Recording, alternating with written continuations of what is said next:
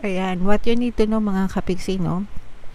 Magiging masaya ka din. This will bring happiness sa'yo in the near future mga kapiksi. Makakapag-relax ka, magkakaroon ka ng emotional satisfaction, magiging masaya ka din. So, kapag ito'y tuluyan ka nang naka-recover, guys, kasi nakikita nga natin na right now, nandun ka sa recovery stage. So, kapag nagpatuloy yan, mga kapiksi, nagtuloy-tuloy yung pag-recovery mo, yung healing mo, may experience mo rin itong kaligayahan na to.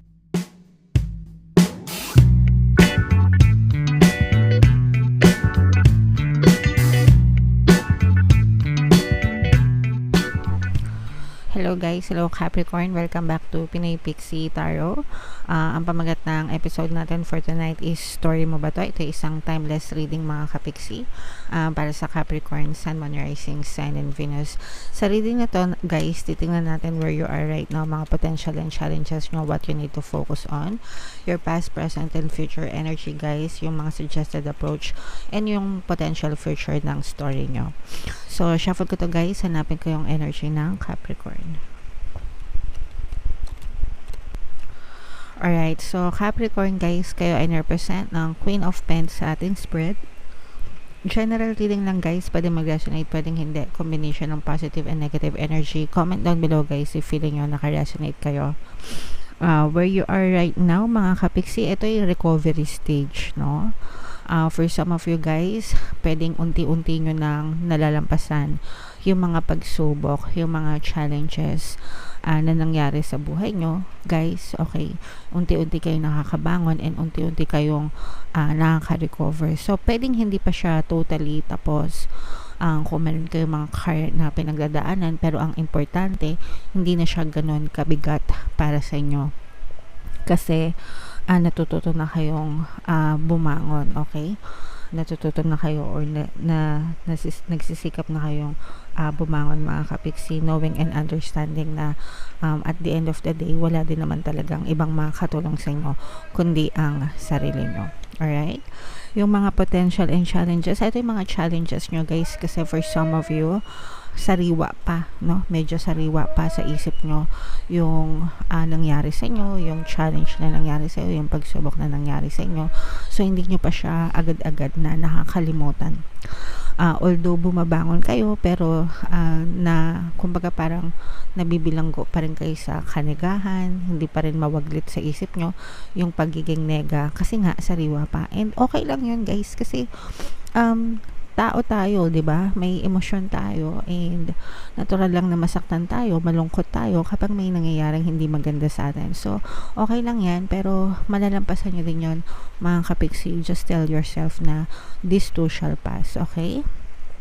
So, lilipas din 'yan, guys. What you need to focus on, mga kapiksi, no, maging cautious kayo.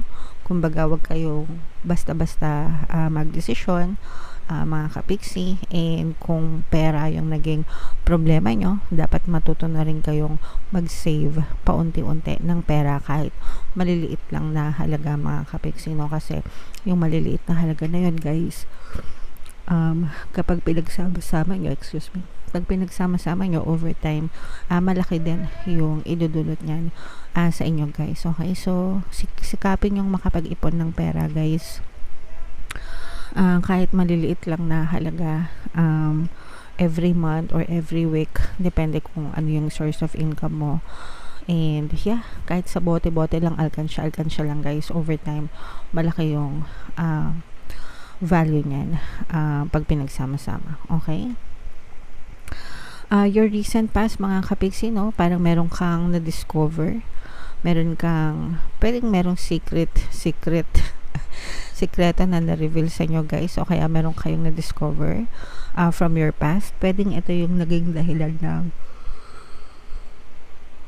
pagsubok nyo, or pwedeng ito rin yung naging dahilan kung paano kayo naka-recover, no? Pero ito isang kaalaman, ito isang sikreto na maaaring na-reveal sa inyo, or sikreto na nalaman nyo mga kapiksi.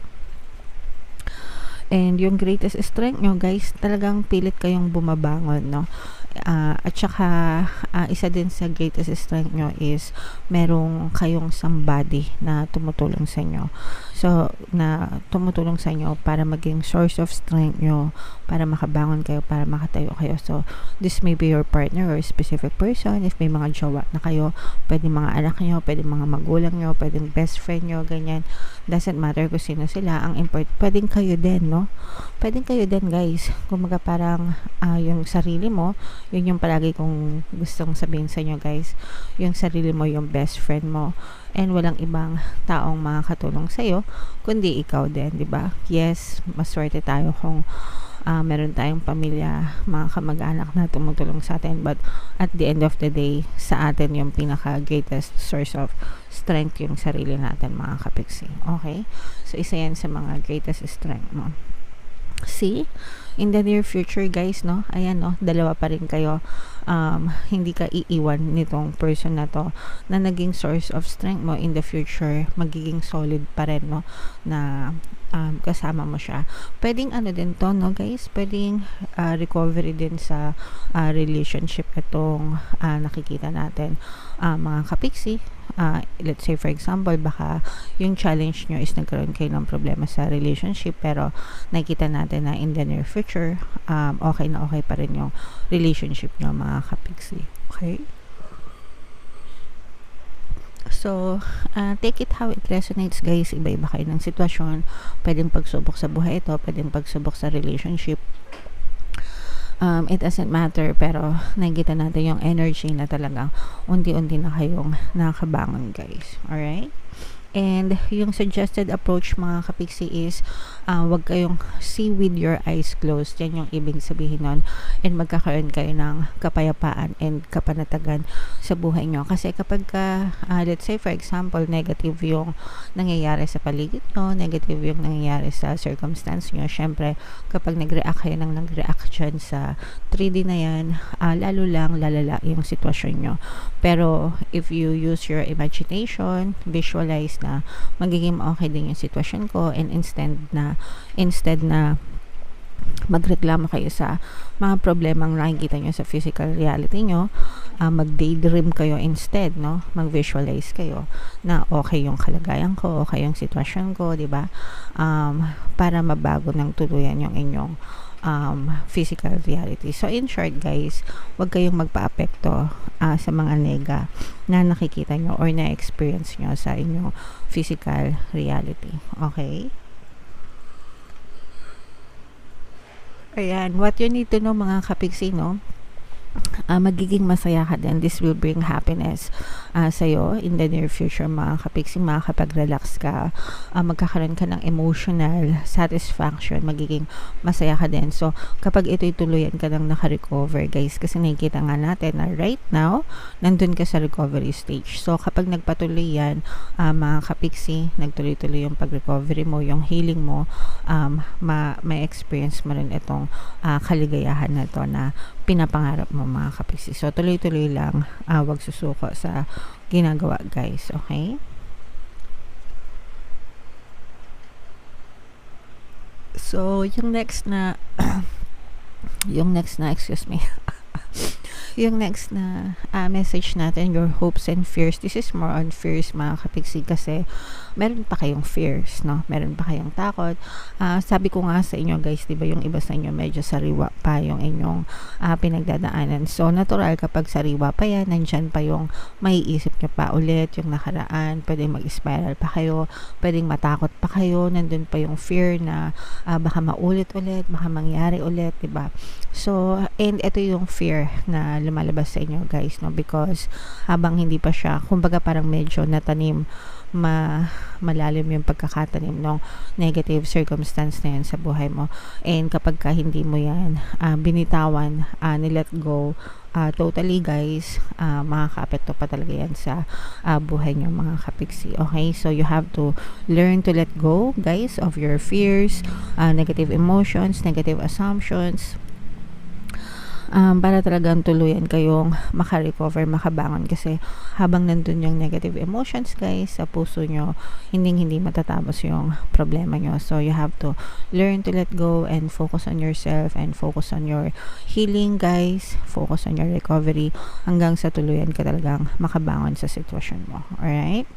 And then your potential future, this is an air sign energy, Aquarius, Gemini, Libra. Yes, eto, makakabangon ka. Ito talaga yung parang fulfillment, no? You will keep on going, mga kapiksi. Okay? So, in the future, guys, parang mas gagamitin mo na yung isip mo, no? Kaysa dun sa emosyon mo. Kumbaga, hindi ka na masyado magiging emotional and mas magiging logical ka. Pag sinabing logical, parang puro isip yung papaganahin mo in the near future and puro action din. Okay? Puro action din. Kumbaga, parang nakikita mo ba? Parang nililingon niya. Parang ikaw, lilingonin mo yung past mo in the future and makikita mo kung gaano na kalayo yung nararating mo. Okay? So, importante na you just keep on going, mga kapiksi, kasi wala namang mangyayari sa'yo. Kapag, kumbaga, sa future, guys, lilingonin mo na lang yung nangyari sa'yo right now. No? And then masasabi mo sa sarili mo, hay, sa wakas nalampasan ko rin siya, hay, sa wakas natapos ko rin siya. Okay? So yeah, yan ang title natin, hay, sa wakas natapos din. Okay? Natapos din ang mga problema, natapos din ang mga pighati mo in the future, matatapos din yan guys, tuloy-tuloy lang. Alright? Okay. So comment down below, Capricorn, if feeling nyo story nyo yan, if feeling nyo naka-resonate kayo dyan, mga kapiksi. Tingnan natin yung additional na mensahe sa inyo guys. Shuffle ko to. Habang sinashuffle ko to, panoorin nyo muna yung video natin regarding sa ating paano mag-manifest ng abundance video course. Kapiksi, sawa ka na ba sa mga struggles at hirap sa buhay mo? Masipag ka ba at masikap sa buhay ngunit hindi ka pa rin umaasenso? Ilang beses ka na bang nag-attempt magnegosyo at mag-invest pero palagi ka pa rin nalulugi? Sa pagkakataon na ito ay maaaring may subconscious beliefs ka na nagiging balakid sa iyong pag-unlad at pagyaman. Introducing, paano mag-manifest ng abundance video course. Dito ay matututunan mong ma-overcome ang mga balakid mo para tuluyan ka ng umunlad, umasenso, sumagana, maging matagumpay, successful at maswerte sa iyong kabuhayan, pera, trabaho, negosyo, salapi at kaperahan ng bonggang-bongga. Dali, mag-send na ng email sa pinoypixie@gmail.com at simulan na ang iyong pagyaman ngayon. Alright, so sabay-sabay tayo magpayaman ngayong 2024, mga kapiksi. Mag-avail na kayo ng course guys, kasi sobrang ganda talaga niyan. And good news, mga kapiksi, dahil ngayong February until February 29 na lang, mga kapiksi, ilang araw na lang yung natitira, magbibigay ako ng 200 pesos na discount sa lahat na mag-avail ng course. Kaya mag-avail na kayo, mga kapiksi, sobrang ganda talaga niyan. And meron din tayong email coaching, Manifest Your Desires Using the Law of Attraction. If meron kayo mga specific na gusto nyong i-manifest guys, pwedeng love and relationship, pwedeng money or career, pwede kayo magpabook ng email coaching session with me. Mag-send lang kayo guys ng email sa pinoypixie@gmail.com. So guys, grabe, sobrang ganda ng mga additional message para sa inyo, mga kapiksi. Ayan, pasensya na kayo guys. May nag-deliver kasi, so sorry naman. Anyway, so ito yung mga additional message para sa inyo, mga kapiksi. Sobrang ganda. So una guys, we have golden opportunity. Okay, important doors are opening for you right now. Walk through them, mga kapiksi. So syempre guys, nakikita natin na nakaka-recover na kayo sa inyong mga sitwasyon sa buhay, and kaakibat niyan, syempre papasok na yung mga magagandang opportunity sa buhay nyo, mga kapiksi, para talagang tuluyan kayong makabangon sa mga pinagdadaanan nyo. Okay, so samantalahin nyo ito, mga kapiksi. Okay, take this opportunity para, alam nyo yun, makabangon talaga. Pag-aralan nyo muna guys, no, yung mga opportunity bago nyo sunggaban. Make sure na pag-aralan, mag-research, ganyan-ganyan, para lang sure, no, na safe yung mga opportunities na yun and hindi kayo ma-scam, no. Palagi ko naman kayo nire-remind dyan, mga kapiksi, para sa inyo din yan. Alright, kaya nga gamitin nyo, no, kaya nga dito gagamitin nyo yung isip nyo, yung pagiging logical nyo, para salain nyo yung mga opportunities na yon and malayo talaga yung marating nyo sa buhay. Okay, and then another message guys, ito sobrang ganda na to. you are a magical person who can manifest your clear intentions into reality. And again guys, narito na naman ako para i-remind kayo na you can be, do, and have anything that you want in your reality. Kahit ano pwede nyong ma-achieve sa buhay nyo, as long as you can think about it, you focus on it, mga kapiksi, you can definitely have it sa inyong reality. Guys, all you have to do is to declare what you want, okay? Don't ask how, wag mong tanongin kung paano, wag mong tanongin kung kailan mangyayari. Just declare what you want, focus on it, and it's going to happen, mga kapiksi. Alright? Okay, so yeah. Comment down below ang Capricorn if nakaresonate kayo dyan sa mga message na yan. And kung story nyo ba to guys, comment down below mga kapiksi. Ito yung ating mga pampaswerte subliminal guys. Pakinggan nyo na para magiging maswerte talaga kayo. And ito naman yung ating success stories ng paano mag-manifest ng abundance video course. Click here to subscribe guys and click here to join our membership program. Thank you for liking, sharing, and subscribing, and see you again next time. Love you all guys. Have a nice day. Bye-bye.